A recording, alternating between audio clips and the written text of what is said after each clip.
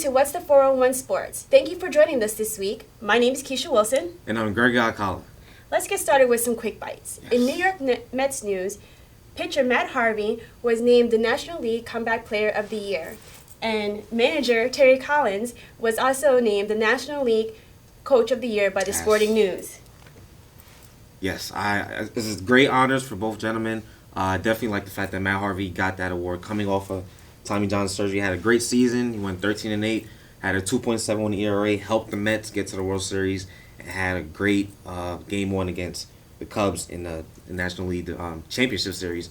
Went 7 innings, struck out 9 guys. So it was just a season where baseball got to fall in love back with Matt Harvey, especially after his first season where he was lights out and had everybody cheering his name. Right. And then for Terry Collins, I think he did a great job this season. He's probably one of the better managers in the National League. Kept the Mets afloat while they had one of the worst offenses in the league, and they had to rely on their pitchers to go deep in the games and pretty much bail them out every game. But once Collins got the moves, got the players at the trading deadline like Cespedes and some of those smaller bats, the Mets actually leaped and he grabbed the National League East, and he showed how he can manage having big players on his team. And he's someone who's 66. He's not going to be managing for too long. So they just gave him a 2-year deal because he's thinking about retirement anyway. So I was happy for him to get to the World Series because he even said himself, he said, I don't have too much. He said it was about time, pretty much. I don't have too much time left in coaching. So, congrats to Terry Collins. In NBA news, San Antonio Spurs' Tim Duncan has won his 954th game in a win against the New York Knicks, making him the most winningest player on a single team. Yeah. Tim Duncan was drafted by the Spurs in 1997 as the number 1 overall pick, and since then has amassed 5 championships. So this was definitely a match made in heaven. Yeah, it's great for him, but I feel like he got this. We were hearing this stat, and it's just this season he's probably gonna have a chance to even pound on that stats more because they just added LaMarcus Aldridge and they just got David West, so he's gonna amass even more wins. And they're probably gonna be a title contender anyway. So Tim Duncan just keeps winning. 15-time All-Star, is probably one of the greatest power forwards to ever play. So, just keeps winning. The rich get richer. Golden State Warrior champ and reigning MVP Steph Curry is tearing up the first 6 games on fire.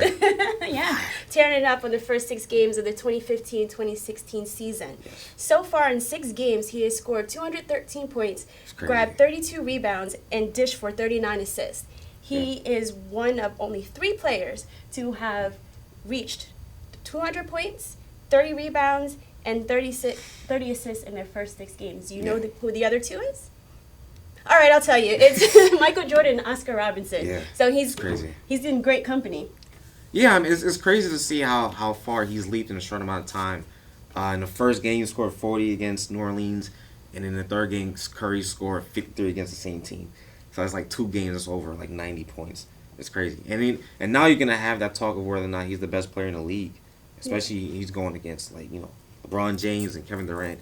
And, of course, Russell Westbrook. So it's crazy to see that Curry's gotten to that point in his career. And even to add more salt to the fire, he actually has incentive to play harder because in the NBA PA Awards, he wasn't voted the MVP. The players actually elected to go with James Harden, and he just won the of course he won the national championship. But players are saying that he kind of coasted his way to the championship. He didn't have to go through the fire of a tough Western Conference crowd because people were hurt in the playoffs and stuff like that. So people are throwing salt onto what he's done already. So Curry just has more incentive to win. He has a chip on the shoulder. Well, he's out to prove everybody wrong that this was not a fluke. NFL news, after a catastrophe to his hand, after handling fireworks, Jason Pierre-Paul signed a contract with the New York Giants worth upwards to $8.7 million. He was activated on the roster on November 7th and played the following day against the Tampa Bay Buccaneers. Yes. Unfortunately, there's some injury reports for the New York Giants, with Giants linebacker John Beeson being placed on season-ending injury reserve list, and also defensive tackle Jonathan Hankins was also placed on season-ending injury reserve list. Yeah, it's unfortunate for those two linebackers, but we got to get back to JPP. He played well against the Buccaneers. JPP appeared in like 75% of the defensive snaps, so he was able to get to the quarterback James Winston a couple times, just lay some pressure on him. And the Giants are probably one of the worst teams in the NFL in terms of getting to the quarterback and recording sacks. So any lift they could have got from JPP is going to be great, and being an extra body. But with the injury, it even affects how he stands. His stance at the line, he has a different stance now, and it's going to be hard for him to grapple on the players. But I think it's good for him to get back out there. The Giants need any help they can get because they can't hit anybody. So they need a pass rush. He even said that everything that he's doing is an adjustment for him. Yeah. So we'll see how he's going to progress. He's wearing a mitten out there. It's a club. The first player to wear a mitten. Yeah. So we'll see how he progresses through the end of this season. And in some funny page news, Shaquille O'Neal has made a bet that he will don a Dallas Cowboy cheerleader uniform should Dallas not make the playoffs. Now this I have to see. I don't even know if there was enough material for him to get in a uniform. It's going to be a big jersey. I want to see what it looks like. I can't wait.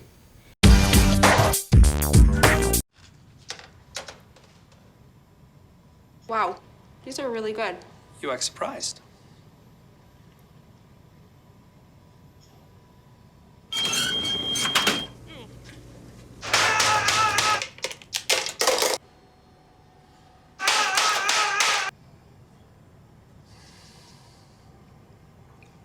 Practice makes perfect. You don't have to be perfect to be a perfect parent. There are thousands of teens in foster care who don't need perfection. They need you. The average text takes your eyes off the road for nearly 5 seconds. At highway speeds, that's enough time to travel the length of a football field. Stop the texts, stop the wrecks. Welcome back to What's the 401 Sports. Now we will talk about what's poppin'. Defensive end Greg Hardy of the Dallas Cowboys is back in the news after Deadspin released photos showing a bruised ex-girlfriend of Greg Hardy's named Nicole Holder. Greg, what do you think about the situation between the Dallas Cowboys and Greg Hardy? Well, it's rough, but the Cowboys have a long history of signing players that have troubled past, and Greg Hardy's no different. Even the rookie Lyle Collins, he was in a little trouble before he got signed to the Cowboys. Following the draft, he was supposed to be a highly touted player. But anyway, back to Greg Hardy. He has a history with being a volatile player, but it was something that was great for the football field because he's a warrior and you're supposed to be animalistic, but. In this investigation, they went back to talk to former teammates and people that know him best. And at his old high school, a lot of people said that he was a goofy kid, kind of quiet. But his old football coach had a great quote, referring to Greg Hardy and the person that he could be. And he said that if he's not tackling people or not recording sacks, he feels like he can do whatever he wants off the field. So it's like a little insight into the kind of person that he probably is, especially in his head that maybe he's above the law, he can do whatever he wants. And I think this is the latest showing, unfortunately, where his ex-girlfriend got hurt severely. Yeah. Like you said, the Cowboys have been known to give players second chances, which is and fine. I'm a firm believer in second chances in general. I think everybody makes mistakes, and I think that people in general should have an opportunity to redeem themselves. So I don't necessarily fault the Cowboys for signing him, but I just have a problem with their actions since signing him. And Greg Hardy, to me, is somebody who doesn't really seem aware of what he's doing and the situation that he finds himself in. Because in the interview before his first game, he's talking about how he's coming out guns blazing. And for those who don't know, when you read the police documents where the ex-girlfriend gives her accounts of what happened, she says that he slammed her onto a futon that was full of guns.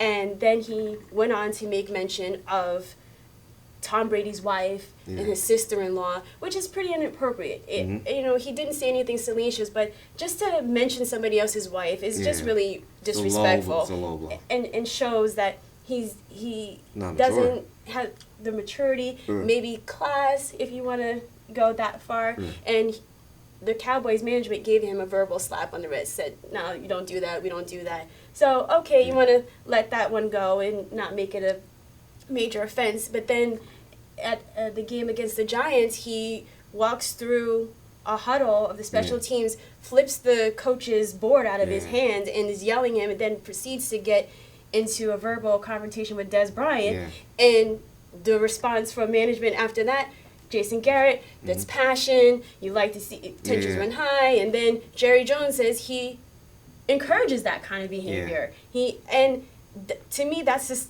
what he did was disrespectful. And when you watch the tape, for me, it showed that he really he can't control himself, and he can't really control his actions, and the Cowboys seem to really be enabling him to behave this way. And you can't help but make parallels to Ray Rice. Ray Rice, Adrian Peterson was involved in a domestic abuse incident, and he was subsequently suspended indefinitely by the league, and then on appeal, that was dropped. That was repealed. But he has not worked since.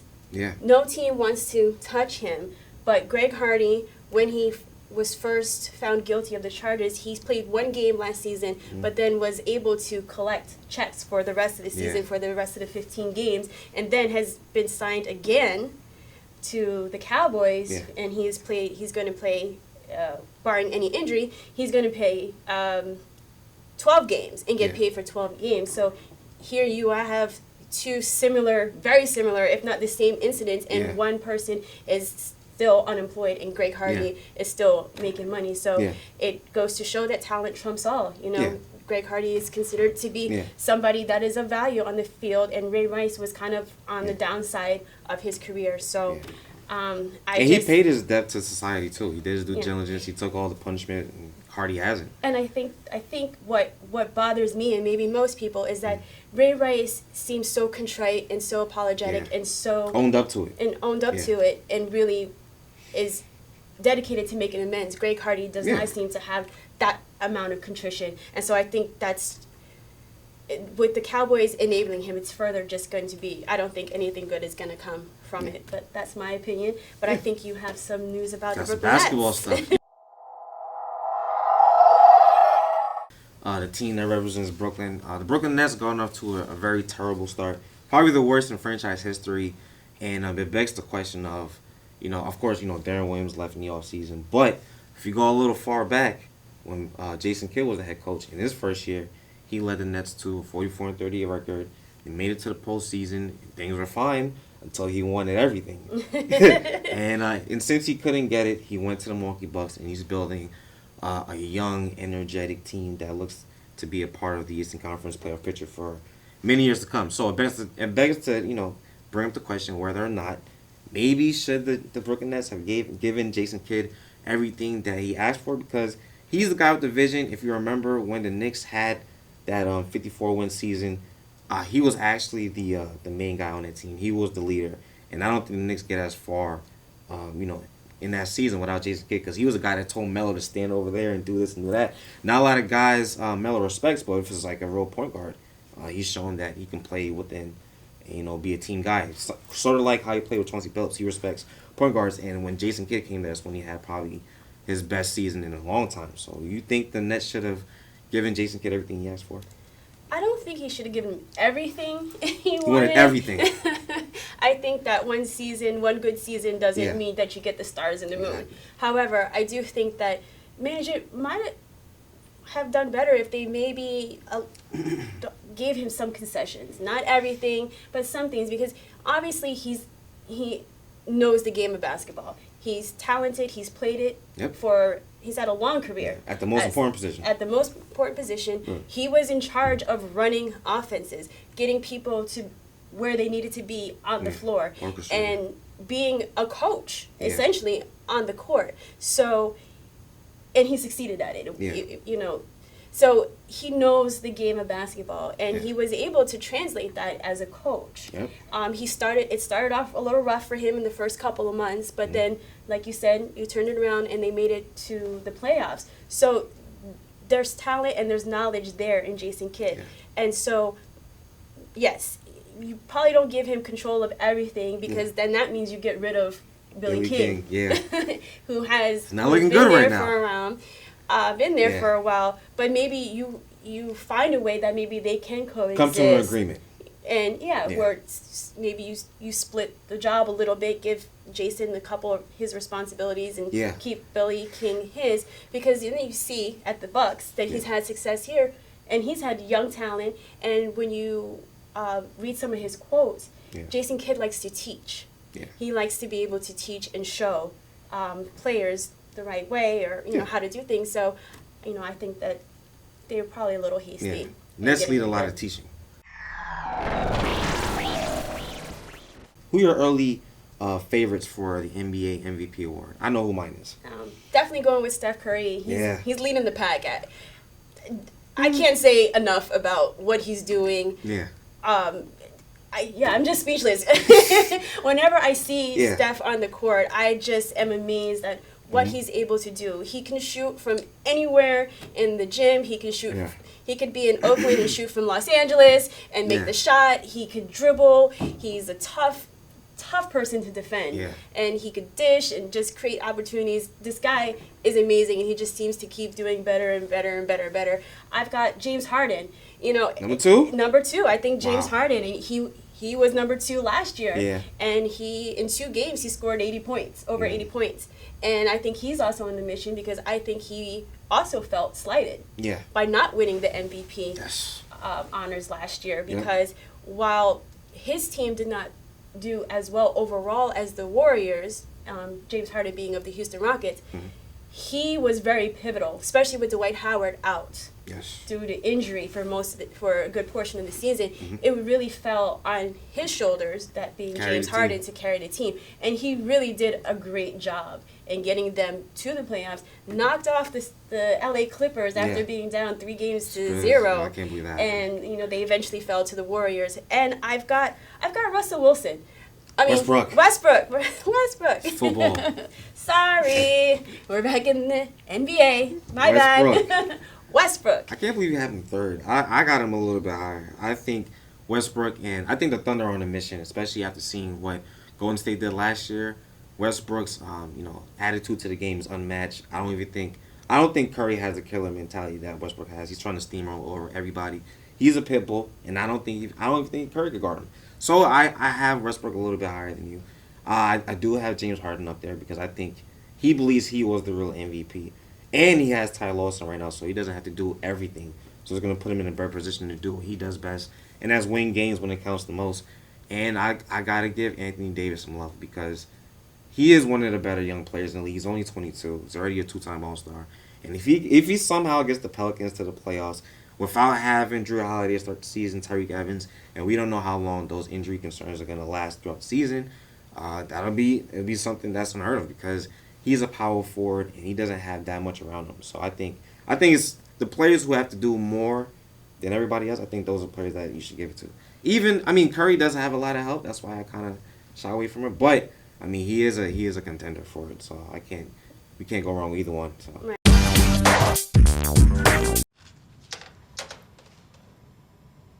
Wow, these are really good.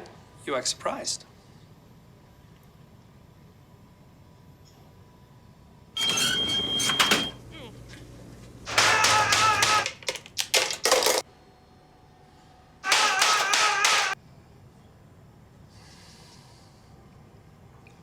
Practice makes perfect. You don't have to be perfect to be a perfect parent. There are thousands of teens in foster care who don't need perfection. They need you. One of the stars of the World Series was Daniel Murphy.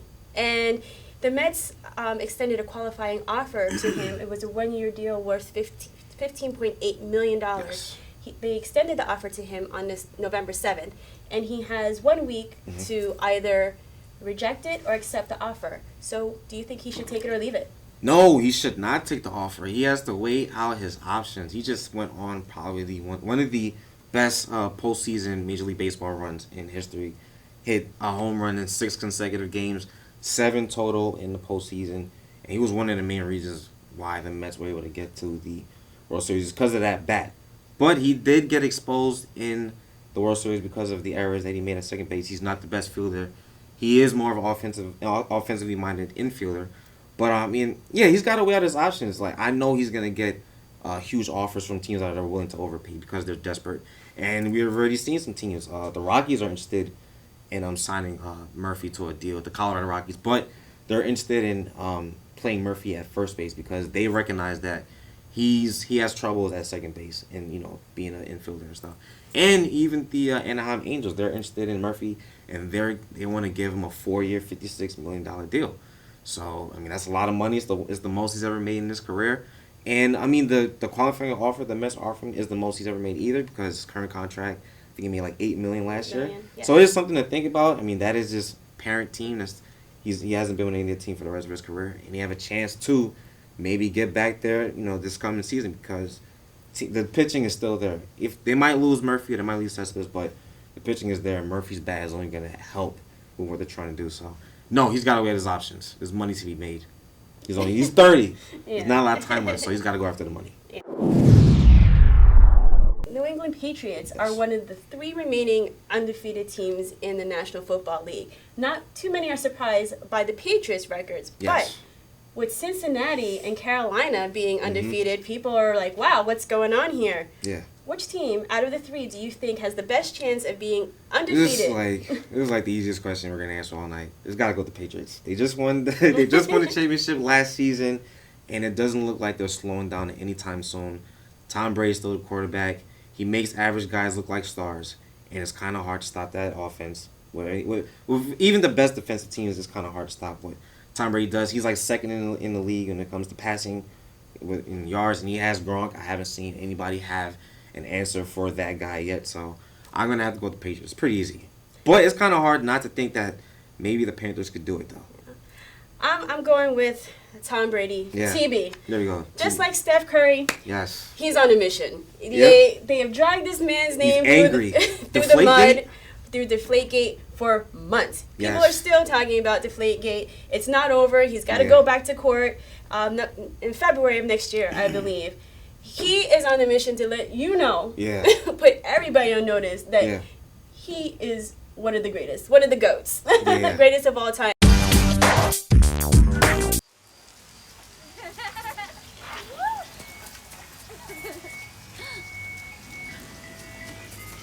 Mom, can we get some ice cream? Please, Mom, please. No, we're having dinner soon. Please.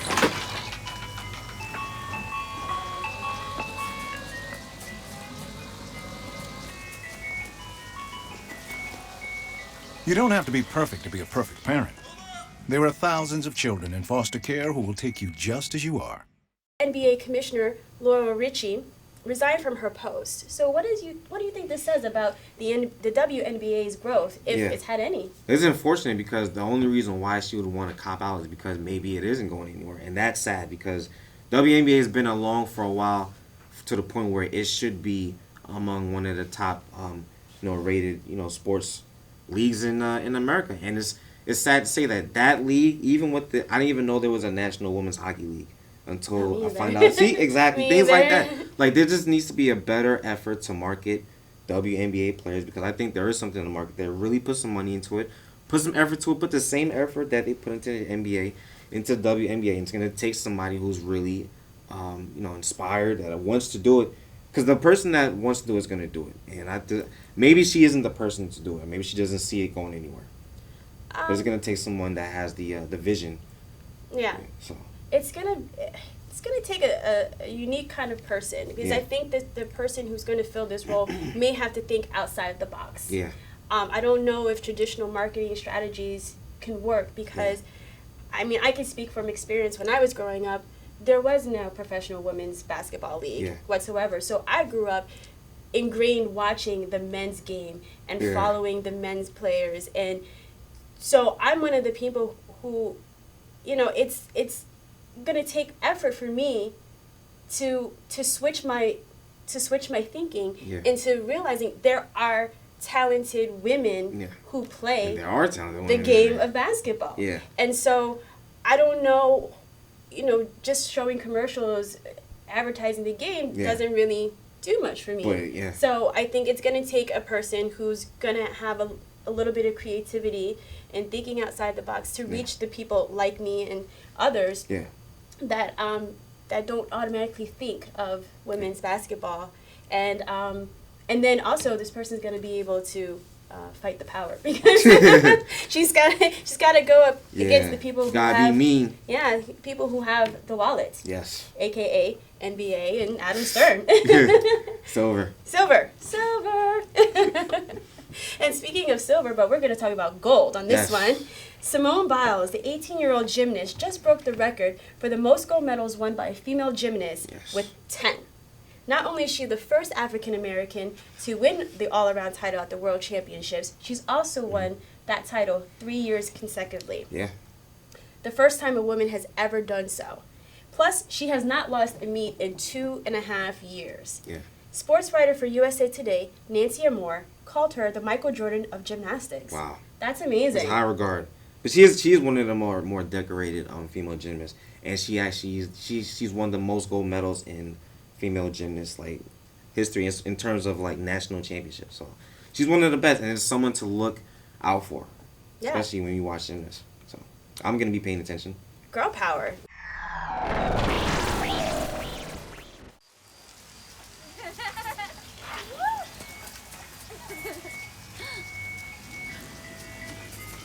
Mom, can we get some ice cream? Please, Mom, please. No, we're having dinner soon. Please.